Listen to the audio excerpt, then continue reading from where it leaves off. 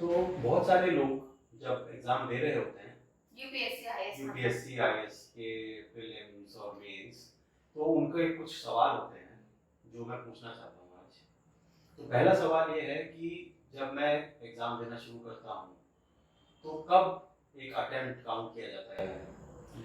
हाँ, ये एक बहुत अच्छा सवाल है क्योंकि बहुत सारे लोग इस कंफ्यूजन में रहते हैं कि हमारा अटेम्प्ट कब काउंट हो जाएगा। तो अटेम्प्ट जब काउंट होता है वो है कि जब आप एटलीस्ट प्रीलिम्स का एक पेपर अटेम्प्ट कर लेते हैं। तो जो लोगों में नॉर्मल कंफ्यूजन है कि फॉर्म भर दिया तो अटेम्प्ट है, एडमिट कार्ड आ गया तो अटेम्प्ट है, ऐसा नहीं है। अगर एडमिट कार्ड आ भी गया है और एग्जाम देने नहीं गए आप तो वो अटेम्प्ट काउंट नहीं होता। लेकिन अगर प्रीलिम्स देने चले गए और हॉल के अंदर घुस गए, उसके बाद आपने पेपर लिया नहीं लिया कुछ भी किया, आपका अटेम्प्ट काउंट हो जाएगा। अटेम्प्ट नहीं भी पेपर को करो, ब्लैंक भी छोड़ के आओ तो अटेम्प्ट काउंट हो जाएगा।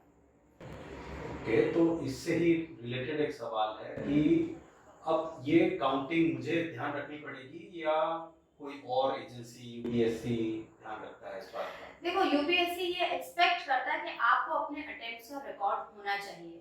उनके पास तो होता ही है क्योंकि ऑनलाइन सिस्टम है। लेकिन इसमें एक कैच ये है कि अगर आपने अपने अटेम्प्ट्स का काउंट नहीं रखा और जब फॉर्म में पूछा गया कि आपके कितने अटेम्प्ट्स हुए और आपने इनएडवर्टेंटली गलत भर दिया, मतलब आपकी मंशा नहीं थी फिर भी गलत भर दिया, तो उसको रॉन्ग इन्फॉर्मेशन गिना जाता है कि आपने रॉन्ग इन्फॉर्मेशन दी।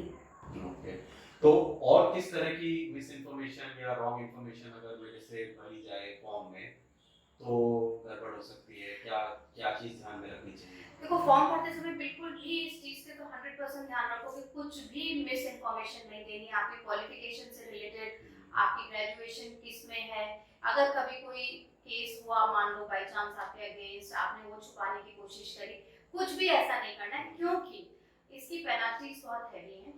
आपको वो अटेम्प्ट तो आपका खारिज हो ही जाएगा। यूपीएससी के सारे एग्जाम्स जो वो कंडक्ट करते हैं उसमें से वो आपको 10 साल के लिए या लाइफ टाइम के लिए बार भी कर सकते हैं। तो ये तो बहुत स्ट्रिक्ट पेनल्टी है। तो अटेम्प्ट को यूटिलाइज करो, वेस्ट मत करो। और मैं कहती हूँ कि जिन लोगों की तैयारी नहीं है तो फिर आप प्रीलिम्स देने मत जाओ, नेक्स्ट अटेम्प्ट। तो अगर प्रीलिम्स दे दिया और किसी वजह से फिर कुछ मिसहैप हो गई, नहीं आगे हम परसू कर पाए, तो कुछ वेवर मिलता है, कुछ वो होता है कि उस अटेम्प्ट को काउंट किया जाएगा लेकिन आगे मुझे दोबारा से प्रीलिम नहीं देना पड़ेगा? नहीं, ऐसा कुछ भी नहीं है। अगर मान लो आपने प्रीलिम्स दिया, क्वालिफाई भी कर लिया, फिर आप मेंस के लिए नहीं जा पाए या मेंस भी दिया और इंटरव्यू के लिए नहीं जा पाए किसी वजह से, तो आपका अटेम्प्ट वेस्ट हो गया। वो कभी भी आपको री अटेम्प्ट नहीं मिलेगा, ना आपका अटेम्प्ट तो वो काउंट होगा ही होगा, कोई एग्जेम्प्ट नहीं मिलेगा। कई बार लोग कोशिश करते हैं परस्यू करने की, एक आध कोर्ट केस भी है कि हमारा लास्ट अटेम्प्ट था और हमें ये हो गया तो हमें एक अटेम्प्ट, लेकिन यूपीएससी ने कभी किसी को एक्स्ट्रा अटेम्प्ट नहीं दिया किसी भी हालत में। यहाँ तक कि कोरोना में भी जो लोग नहीं दे पाए किसी वजह से, उनके सेंटर तक नहीं पहुँच पाए, उनको भी कोई एक्स्ट्रा अटेम्प्ट नहीं दिया गया।